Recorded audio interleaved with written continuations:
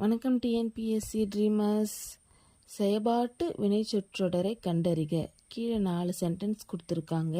அதில் செயபாட்டு வினைச்சொற்றொடரை கண்டறிக அப்படின்னு சொல்லியிருக்காங்க.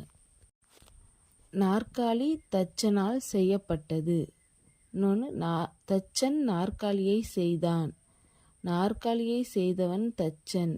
நாற்காலியை தச்சன் செய்தான். இப்படி 4 சென்டென்ஸ் இருக்குது. பொதுவாகவே நமக்கு செயபாட்டு வினைச்சொற்றொடரை எப்படி ஷார்ட்கட்டில் நம்ம கண்டுபிடிச்சிப்போம். அதில் கடைசியில் பார்த்தோன்னா அங்கே பாருங்கள், செய்தான், செய்யப்பட்டது இப்படிலாம் இருக்குது. இந்த மாதிரி செய்யப்பட்டது, போற்றப்பட்டது, இந்த பட்டது அந்த மாதிரி முடிஞ்சதுனாலே அது செயபாட்டு வினைச்சொற்றொடர்.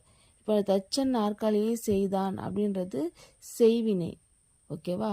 செய்யப்பட்டது அப்படின்னு முடியும் போது அது செயபாட்டு வினை. ஆன்சர் என்னன்னா நாற்காலி தச்சனால் செய்யப்பட்டது.